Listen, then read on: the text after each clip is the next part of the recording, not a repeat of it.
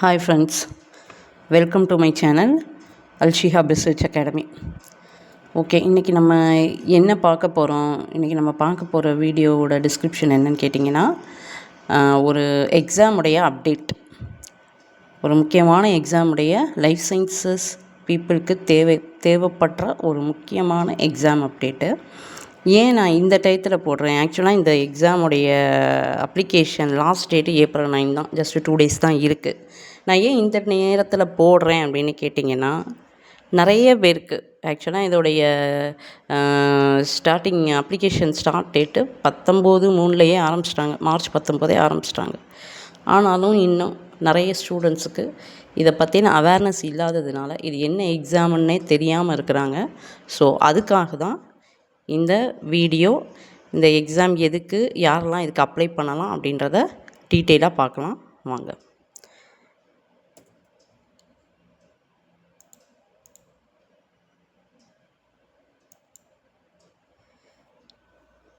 So இந்த எக்ஸாமை யார் கண்டக்ட் பண்ணுறாங்க? அதாவது கேட் பி அண்ட் பெட் 2026 2 எக்ஸாமும் ஒரே நாளில் தான் நடக்க போகுது. 17/5/2026 மே மாதம் 17 நடக்க போகுது. ரெண்டுத்துக்குமே ஒரே லிங்க்கு தான், அப்ளை பண்ணுற லிங்க் ஒரே லிங்க்கு தான். எக்ஸாம் நடக்கிற நாள் ஒரே நாள் தான், பட் ரெண்டும் வேறு வேறு எக்ஸாம். கேட் பின்றது என்ன எக்ஸாமு, பெட்டுன்றது என்ன எக்ஸாமு அப்படின்றத தெளிவாக பார்ப்போம். இந்த எக்ஸாமை யார் கண்டக்ட் பண்ணுறாங்க அப்படின்னா, நேஷ்னல் டெஸ்டிங் ஏஜென்சி தான் கண்டக்ட் பண்ணுறாங்க. நேஷ்னல் டெஸ்டிங் ஏஜென்சி பற்றி நீங்கள் கேள்விப்பட்டிருப்பீங்க. அதாவது இப்போது நீட் எக்ஸாம், ஜேஇ எக்ஸாம், நம்ம சிஎஸ்ஐஆர் நெட்டு, யூஜிசி நெட்டு, இது எல்லாமே வந்து யார் கண்டக்ட் பண்ணுவா அப்படின்னா, இந்த நேஷ்னல் டெஸ்டிங் ஏஜென்சி அப்படின்ற ஒரு அட்டானமஸ் ஆர்கனைசேஷன் தான் என்ன பண்ணுறாங்க, கண்டக்ட் பண்ணுறாங்க. பட் இந்த 2 எக்ஸாமையும் யார் சார்பாக நடக்குது இந்த 2 எக்ஸாமும் அப்படின்னா, department of biotechnology India conduct பண்ணுறாங்க. ஓகேவா? டிபார்ட்மெண்ட் ஆஃப் பயோடெக்னாலஜி இந்தியாவுக்கு கீழே இருக்கக்கூடிய ஆர்சிபின்னு சொல்லக்கூடிய ரீஜனல் சென்டர் ஃபார் பயோடெக்னாலஜி இந்த 2 எக்ஸாமுக்கும் என்ன பண்ணுறாங்க, ஆத்தரைசேஷனாக இருக்கிறாங்க. தென் முதல்ல நான் தனித்தனியாக சொல்லிடுறேன். கேட் பி யார் யாருக்கலாம் அண்ட் பெட் 2026 யார் யாருக்கலாம் அப்படின்றத தனித்தனியாக சொல்லிடுறேன். இப்போ கேட் பி அப்படின்னு எடுத்துக்கிட்டோம் அப்படின்னா, இந்த கிராஜுவேட் ஆப்டிடியூட் டெஸ்ட் பயோடெக்னாலஜி தான் கேட் பி அப்படின்னு சொல்கிறோம். இந்த இந்த கேட் அப்படின்றது ஆக்சுவலாக ஃபார் இன்ஜினியரிங் ஸ்டூடெண்ட்ஸுக்கான எக்ஸாம்ஸாக இருந்தது. அதில் இப்போது எஸ்பெஷலாக வந்து நம்ம பயோடெக்னாலஜிக்காக லைஃப் சயின்ஸ் ஸ்டூடெண்ட்ஸ்க்காகவே இதை கேட் பி அப்படின்னு சொல்லிட்டு இனிஷியேட் பண்ணி நடத்திக்கிட்டு இருக்காங்க. Graduate aptitude test biotechnology. ஓகேவா? இதுக்கு யார் எலிஜிபிலிட்டி, முக்கியமான எலிஜிபிலிட்டி யாருன்னா, only Indian nationals, only bonafide Indian nationals தான், இந்தியன் பீப்புள் தான் என்ன பண்ண முடியும், அப்ளை பண்ண முடியும். ஓகே. ஸோ எக்ஸாம் பேட்டர்ன் எப்படி இருக்கும், நமக்கு பேப்பர் எப்படி இருக்கும், இந்த கொஸ்டின் பேப்பர் எப்படி இருக்கும் அப்படின்னு பார்த்தீங்கன்னா, 2 செக்ஷனாக இருக்கும். Section A and section B. Section ஏல எப்படி இருக்கும், 10 அதாவது +2 லெவல், ஓகேவா, ஸ்கூல் லெவல், +2 10 +2 ஸ்கூல் லெவலில் இருக்கக்கூடிய நம்ம படிச்சிருப்போம்ல, 4 சப்ஜெக்ட் படிச்சிருப்போம். Physics, chemistry, biology and maths அப்படின்னு 4 சப்ஜெக்ட் படிச்சிருப்போம். அந்த 4 சப்ஜெக்டில் இருந்து ஜென்ரலான கொஸ்டின்ஸ், இம்பார்ட்டண்ட் கொஸ்டின்ஸ் வந்து உங்களுக்கு வரும். அதிலேருந்து ஒரு 60 கொஸ்டின்ஸ் வரும். செக்ஷன் ஏல 60 கொஸ்டின்ஸ் வரும். 60 கொஸ்டின்ஸ்க்கு 60 கொஸ்டின்ஸுமே நம்ம என்ன பண்ணணும், எல்லா கொஸ்டினும் அட்டம் பண்ணணும். ஒரு கொஸ்டினுக்கு ஒரு கரெக்ட் ஆன்சருக்கு 1 மார்க் கொடுப்பாங்க. தென் செக்ஷன் பி. செக்ஷன் பியில் என்ன இருக்கும் அப்படின்னா, அதுவுமே மல்டிபிள் சாய்ஸ் கொஸ்டின்ஸ் தான், ஆனால் கொஞ்சம் யூஜி லெவல் ஸ்டாண்டர்டில் இருக்கும். நீ யூஜி படிச்சுட்டு இருக்க இல்லையா, ஸோ யூஜி லெவல் ஸ்டாண்டர்டில் இருக்கும். இதில் வந்து டோட்டலாக 100 கொஸ்டின்ஸ் கேட்பாங்க. நம்ம இதில் நல்லா தெரிஞ்ச 60 கொஸ்டின்ஸ் மட்டும் நம்ம என்ன பண்ணலாம், அட்டன் பண்ணால் போதும். ஒரு கரெக்ட் ரெஸ்பான்ஸ்க்கு, ஒரு கரெக்ட் மார்க்குக்கு என்ன பண்ணுவாங்க, 3 மார்க்ஸ் வந்து கொடுப்பாங்க. ஸோ இந்த கேட் பி அப்படின்ற எக்ஸாமை யாரெல்லாம் அட்டன் பண்ணலாம் அப்படின்னா, யூஜி முடித்தவங்க, பிஎஸ்சி, அது எந்த லைஃப் சயின்ஸுக்கு வேணாலும் இருக்கலாம், யூஜி மைக்ரோபயாலஜியோ பயோடெக்னாலஜியோ life sciences or even pharma கிராஜுவேட்ஸாக இருக்கலாம், இல்லை வெர்டினரி கிராஜுவேட்ஸாக இருக்கலாம். 4 இயர், அதாவது 3 year UG course as well as 4 year UG course ரெண்டுமே வந்து என்ன பண்ணலாம், இதை அப்ளை பண்ண முடியும். தென் மார்க்கிங் ஸ்கீம், நம்ம கேட் பியில் மார்க்கிங் ஸ்கீம் எப்படி பண்ணுறாங்க அப்படின்னா, செக்ஷன் ஏல வந்து ரெண்டுலேயுமே நெகட்டிவ் மார்க்கிங் உண்டு. அதாவது டோட்டலாக கேட் பிக்கும் நெகட்டிவ் மார்க்கிங் உண்டு, பெட் எக்ஸாமுக்கும் நெகட்டிவ் மார்க்கிங் உண்டு. பட் அந்த நெகட்டிவ் மார்க்கிங் எப்படி பண்ணுவாங்க அப்படின்னா, செக்ஷன் ஏல ஒரு கரெக்ட் ரெஸ்பான்ஸ் நீ கொடுத்த அப்படின்னா 1 மார்க் வரும். இதே தப்பாக கொஸ்டினுக்கு தவறாக ஆன்சர் பண்ணிட்ட அப்படின்னா 0.5 மார்க் என்னவாகும், ரெடியூஸ் ஆகும். ஸோ இப்போ ஒரு 5 கேள்வி கரெக்டாக ஆன்சர் பண்ணிட்டு வந்திருக்க, ஒரு கேள்வி தப்பாகிடுச்சு அப்படின்னா உனக்கு 5 மார்க் வராது, 4.5 தான் மார்க் வரும். ஓகேவா? தென் செக்ஷன் பியில் எப்படி வரும் அப்படின்னா, செக்ஷன் பிலையும் நெகட்டிவ் மார்க்கிங் உண்டு. ஆனால் இந்த இடத்துல நீ என்ன கவனிக்கணும் அப்படின்னா, 1 மார்க் நெகட்டிவ் மார்க் வரும். அங்கே 0.5 மார்க்கு தான், கரெக்ட் ரெஸ்பான்ஸுக்கு 1 மார்க்கு, தப்பான ரெஸ்பான்ஸுக்கு 0.5. செக்ஷன் பியில் கரெக்ட் ரெஸ்பான்ஸுக்கு 3 மார்க்கு, தப்பான ரெஸ்பான்ஸுக்கு 1 மார்க்கு குறையும், நெகட்டிவ் ஆகும். இப்போ 4 கொஸ்டின் நீ கரெக்டாக ஆன்சர் பண்ணுறன்னா 12 மார்க் வரும். அதுலேயே 5வது கொஸ்டினை நீ தப்பாக ஆன்சர் பண்ணிட்ட அப்படின்னா என்ன வரும், 11 மார்க் தான் உனக்கு வரும். ஓகேவா? தென் இப்போ நம்ம அப்ளை பண்ண போகிறோம்.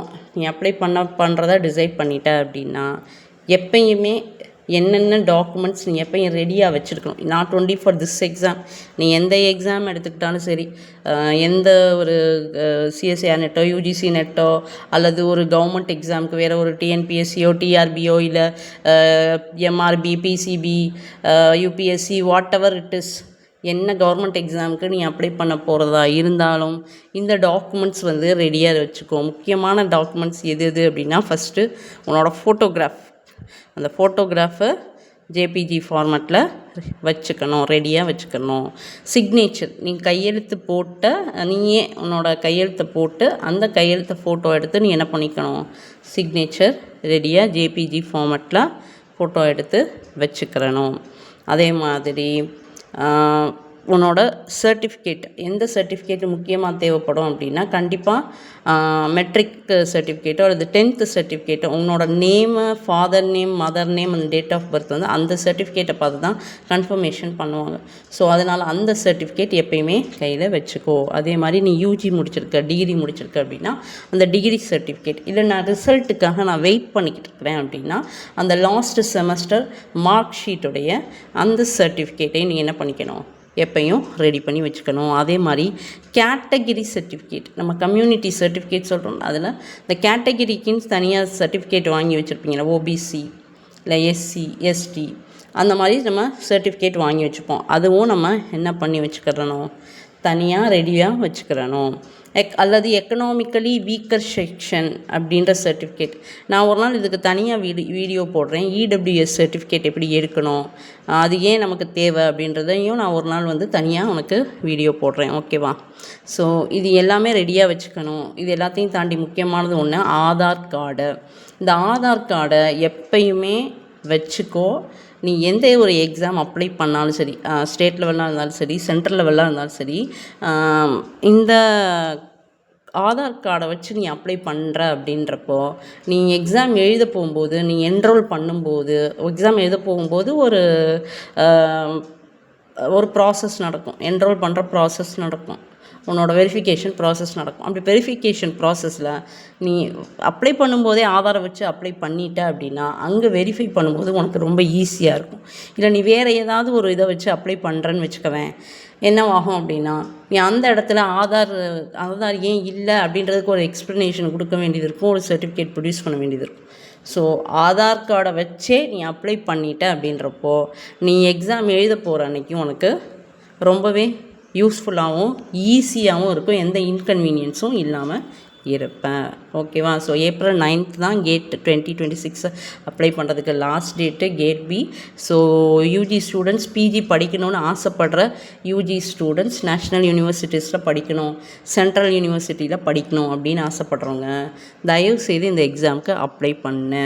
இன்னொன்று முக்கியமான விஷயம் என்ன அப்படின்னா, உன்னோட ரிசர்வேஷன் பாலிசி, நம்ம கவர்மெண்ட் ஆஃப் இந்தியாவுடைய ரிசர்வேஷன் பாலிசியை வச்சு தான் அவங்க என்ன பண்ணுவாங்க அப்படின்னா மார்க்ஸ் வந்து ஸ்க்ரூட்டினைஸ் பண்ணுவாங்க, கட் ஆஃப் போடுவாங்க, ஸ்கோரு, ரேங்க் கார்ட்ஸு எல்லாமே என்னது அதுக்கப்புறம் தான் என்ன பண்ணுவாங்க ஸ்கோர் கார்டு. அதில் நீங்கள் வந்து இதுக்கு குவாலிஃபைடாக இல்லையா, இதுக்கு வந்து அட்மிஷனுக்கு நீ குவாலிஃபைடாக இல்லையான்ற சர்டிஃபிகேட் உனக்கு வந்துடும். எதுக்காக முக்கியமாக இந்த எக்ஸாம் நான் எழுதணும், கேட் பியுடைய பர்பஸ் என்ன அப்படின்னா, இந்த கேட் பி இப்போ 2026 நீ குவாலிஃபை ஆகிட்ட அப்படின்னா நீ டிபிடி சப்போர்ட்டட் யூனிவர்சிட்டிஸில் உன்னால் என்ன பண்ண முடியும்னா பிஜி பண்ண முடியும். நல்லா கவனிச்சுக்கோ, பிஜி வித் ஸ்டைப்பண்ட். மாதம் உனக்கு யூனிவர்சிட்டியை என்ன பண்ணிடும், ஸ்டைப்பண்ட் கொடுத்துரும். ஓகேவா? 5,000 per month for MSc biotechnology ஸ்டூடெண்ட்ஸுக்கு 5,000 per month கொடுத்துரும். இதே எம்டெக் அப்படின்னா, எம்டெக் அல்லது எம்விசி ப்ரோக்ராம்ஸ் பண்ணுறவங்க, வெட்டனரி சயின்ஸ் பண்ணவங்கன்னா 12,000 per month கிடைக்கும். இதே அக்ரிகல்ச்சர் பயோடெக்னாலஜி நீ சூஸ் பண்ண அட்மிஷன் அப்போ அப்படின்னா per month வந்து 7,500 எனக்கு கிடைக்கும், உனக்கு ஸ்டைப்பண்ட் கிடைக்கும். ஓகே, இப்போ லிங்க்கில் உனக்கு இந்த பிடிஎஃப் உடைய டிஸ்கிரிப்ஷனை ஆட் பண்ணியிருக்கிறேன். சரிங்களா? டிஸ்கிரிப்ஷனில் லிங்க்கை ஆட் பண்ணியிருக்கிறேன். அதில் இந்த பேஜ் நம்பர் 42லேருந்து 57 வரைக்கும், அது ஒரு 80 pages பிடிஎஃப். அதில் 42லேருந்து 57 வரைக்கும் நீ ரீட் பண்ணி பாரு. டோட்டலாக அதாவது எந்தெந்த யூனிவர்சிட்டிஸில் இந்த சாங்ஷன்டு சீட்ஸ் வந்து இருக்குது, எந்தெந்த யூனிவர்சிட்டிஸில் இருக்குது, எத்தனை சீட்ஸ் வந்து அங்கே அவைலபிளாக இருக்குது, என்ன ப்ரோக்ராம் அவைலபிளாக இருக்குது, யாரெல்லாம் அதுக்கு அப்ளை பண்ண முடியும். ஓகேவா? இந்த எலிஜிபிலிட்டி க்ரைட்டீரியாவும் என்ன ப்ரோக்ராம் இருக்குது, எத்தனை சீட்ஸ் இருக்குது அப்படின்றதும் இந்த 42லேருந்து 57 பேஜுக்குள்ளே கொடுத்துருக்குறாங்க, தெளிவாக கொடுத்துருக்குறாங்க. ஒவ்வொரு யூனிவர்சிட்டியும் மென்ஷன் பண்ணி கொடுத்துருக்காங்க. இந்த வீடியோவில் நான் உனக்கு என்னென்ன யூனிவர்சிட்டிஸ்லாம் எடுத்து போட்டிருக்கேன் அப்படின்னா, தமிழ்நாட்டில் இருக்கக்கூடிய யூனிவர்சிட்டிஸை என்ன பண்ணியிருக்கேன், எடுத்து போட்டிருக்கிறேன். இப்போ தமிழ்நாட்டில் எந்தெந்த யூனிவர்சிட்டிஸில் இந்த கேட் பி சீட்ஸ் இருக்குது, எத்தனை சீட்ஸ் இருக்குது, நம்ம யாரெல்லாம் அப்ளை பண்ண முடியுன்ற எலிஜிபிலிட்டி க்ரைட்டீரியாவும் சேர்த்து என்ன பண்ணியிருக்கேன் உனக்கு மென்ஷன் பண்ணி போட்டிருக்கிறேன். அதாவது அழகப்பா யூனிவர்சிட்டி 10 சீட் இருக்குது, பாரதியார் யூனிவர்சிட்டியில் 10 சீட்ஸ் இருக்குது, medical biotechnology, central university of Tamil Nadu, நம்ம திருவாரூரில் இருக்கக்கூடிய சென்ட்ரல் யூனிவர்சிட்டி ஆஃப் தமிழ்நாடுவில் எம்எஸ்சி பயோடெக்னாலஜி சீட்ஸ் இருக்குது, 10 சீட்ஸ் அவைலபிளாக இருக்குது. அதே மாதிரி எம்கேயு மதுரை காமராஜ் யூனிவர்சிட்டிஸில் 30 சீட்ஸ் அவைலபிளாக இருக்குது. சரிங்களா? நேஷ்னல் காலேஜ் திருச்சியில் இருக்க நேஷ்னல் காலேஜில் வந்து எம்எஸ்சி பயோடெக்னாலஜி 10 சீட்ஸ் அவைலபிளாக இருக்குது. அண்ட் பாண்டிச்சேரி யூனிவர்சிட்டிஸில் எம்எஸ்சி பயோடெக்னாலஜிக்கு 30 சீட் அவைலபிளாக இருக்குது. தென் தமிழ்நாடு அக்ரிகல்ச்சரல் யூனிவர்சிட்டி இருக்கு இல்லையா, அதில் molecular biology as well as agriculture biotechnology 2 கோர்ஸும் இருக்குது. அதுக்கு 20 சீட்ஸ் என்னவா இருக்குது, அவைலபிளாக இருக்குது. தென் இந்த டெக்னாலஜிக்கல் காலேஜ் இருக்கும் இல்லையா, இன்ஜினியரிங் காலேஜ், அதிலலாம் வந்து MTech biotechnology 10 seats, MTech computational biology 30 seats, then Veltech Rangarajan institute of science and டெக்னாலஜியில் எம்டெக் பயோடெக்னாலஜி 10 சீட்ஸ் அவைலபிளாக இருக்குது. இதில் நம்ம முக்கியமாக கவனிக்க வேண்டியது என்ன அப்படின்னா, நம்ம தமிழ்நாட்டில் இருக்கக்கூடிய யூனிவர்சிட்டிஸில் 170 சீட்ஸ் வந்து இந்த GAT B sanctioned seats. All over இந்தியாவிலேயே 1316 சீட்ஸ்னால் அதில் தமிழ்நாட்டில் 170 சீட்ஸ் வந்து என்னவாக இருக்குது, அவைலபிளாக இருக்குது. ஸோ தயவுசெய்து இந்த எக்ஸாமை மிஸ் பண்ணாதீங்க, அப்ளை பண்ணுங்கள், ட்ரை பண்ணுங்கள். கண்டிப்பாக கிடைச்சது அப்படின்னா உன்னால் என்ன பண்ண முடியும், ஸ்டைப்பண்டோட நீ பிஜி படிக்க முடியும். இது வந்து நாட் ஃபார் ஒன்லி ஸ்டைப்பண்டோடு படிக்கணும் பணத்துக்காக அந்த மாதிரி நான் சொல்ல வரல. இது உனக்கு உன்னோட அகாடமிக் லைஃப்பை ஸ்ட்ரென்தன் பண்ணும். நீ காலத்துக்கும் உன்னோட போர்ட்ஃபோலியோவில் நீ என்ன போட்டுக்கலாம், கேட் பி ஸ்கோரில் நான் படித்தேன், வித் கேட் பி ஸ்டைப்பண்டோடு படித்தேன் அப்படின்றப்போ உன்னோட அகாடமிக் ப்ரொஃபைல் வந்து ஸ்ட்ரென்தன் ஆகும். சரியா? சரி, தமிழ்நாடு முழுக்க எத்தனை சென்டர்ஸ் இருக்குது அப்படின்னு பார்த்தோம்னா நம்ம 4 சென்டர்ஸ் கொடுத்துருக்குறாங்க. சென்னை, கோயம்புத்தூர், மதுரை அண்ட் திருச்சிராப்பள்ளி. ஸோ நீ செலக்ட் பண்ணும்போது அந்த ஆர்டர் வைஸ் கரெக்டாக செலக்ட் பண்ணணும். இப்போ நீ சென்னையில் இருக்கிற அப்படின்னா ஃபஸ்ட்டு சென்னையை ப்ரிஃபர் பண்ணணும், அடுத்து கோயம்புத்தூர், அடுத்து அந்த மாதிரி அடுத்தடுத்து பக்கத்தில் எந்த ஊர் இருக்கோ அதை நீ என்ன பண்ணணும், செலக்ட் பண்ணிக்கிறணும்.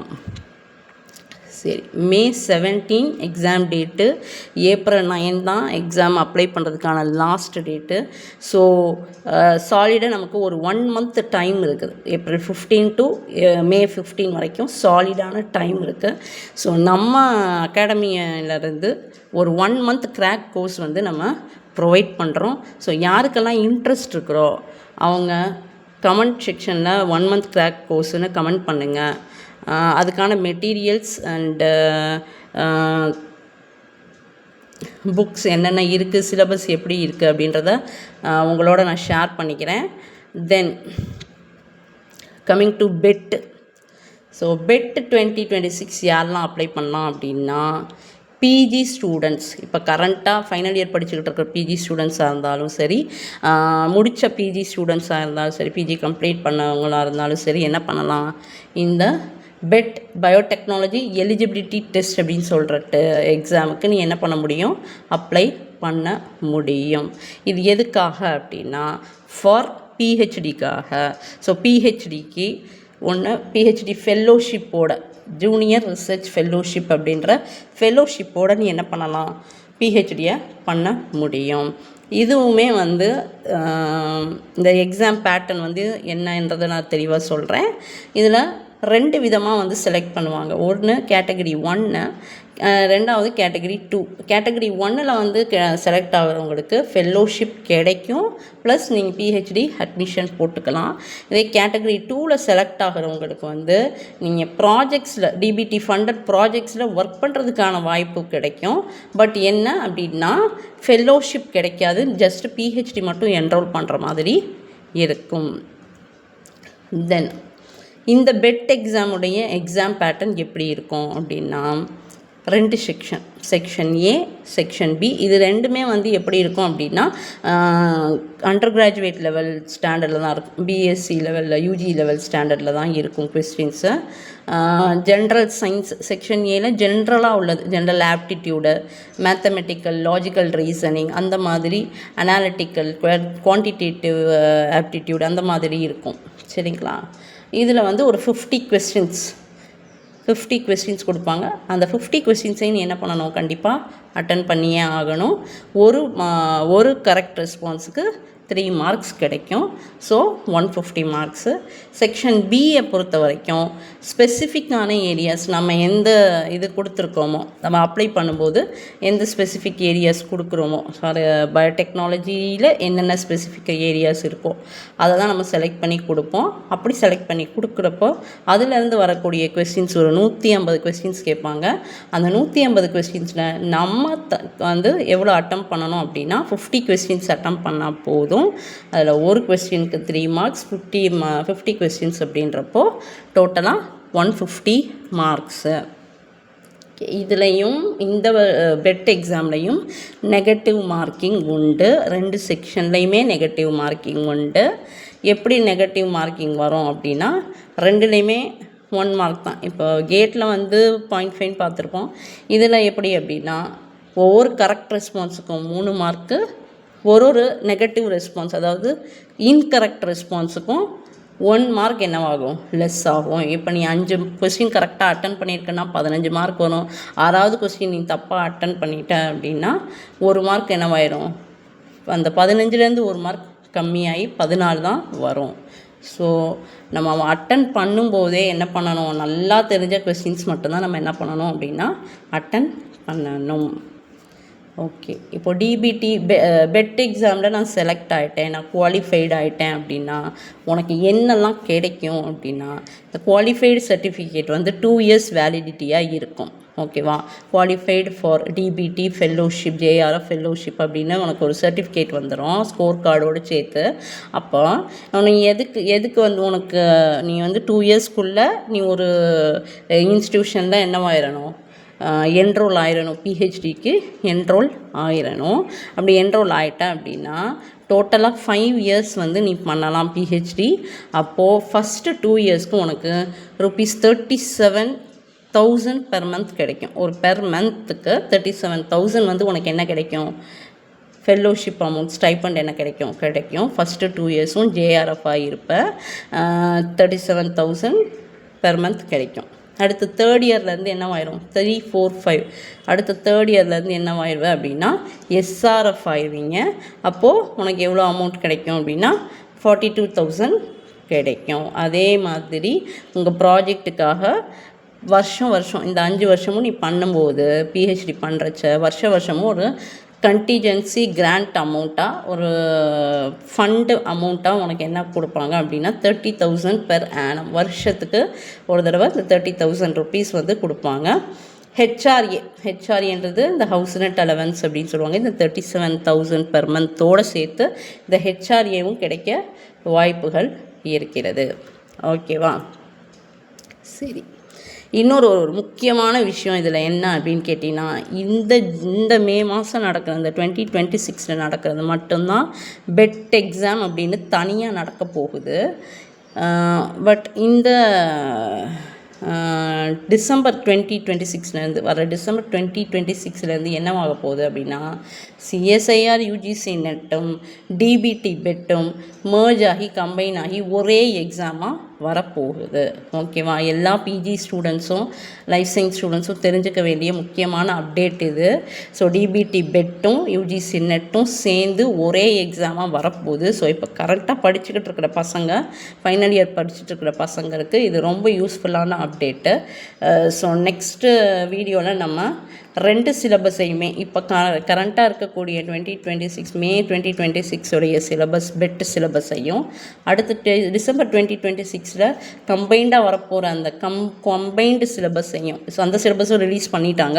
ஸோ அதையும் என்ன பண்ண போகிறோம் அப்படின்னா கம்பேர் பண்ணி நம்ம ஒரு வீடியோவில் கண்டிப்பாக பார்ப்போம். Okay, thank you guys, thanks for வாட்சிங். வீடியோ பிடிச்சிருந்தா சப்ஸ்கிரைப் பண்ணுங்கள், லைக் பண்ணுங்கள், ஷேர் பண்ணுங்கள், உங்கள் ஃப்ரெண்ட்ஸ்க்கு வந்து ஷேர் பண்ணி விடுங்க. கமெண்ட் பாக்ஸில் உங்களுக்கு என்ன டவுட் இருந்தாலும் வந்து கேளுங்க. வேறு எது வீடியோ போடணும், வேறு எனக்கு ஏதாவது வந்து டவுட்ஸ் இருக்குது, இதில் கிளாரிஃபிகேஷன் வேணும் அப்படின்னு நினச்சிங்கன்னா தாராளமாக நீங்கள் கமெண்ட் பாக்ஸில் வந்து கமெண்ட் பண்ணலாம். Feel free to ask. And அடுத்தடுத்த வீடியோஸில் ஒரு இம்பார்ட்டண்ட் அப்டேட்ஸோடு வர்றேன். நிறைய யூஜி ஸ்டூடெண்ட்ஸ் என்கிட்ட பயோ இன்ஃபர்மேட்டிக்ஸ் ரிலேட்டடான வீடியோ போட சொல்லி கேட்டிருந்தீங்க. கண்டிப்பாக உங்களுக்கு இன்றைக்கி அந்த வீடியோ ஈவினிங்குள்ளே கண்டிப்பாக வந்துடும். Don't worry. All the best for your exams. Keep prepared and stay informed. Thank you.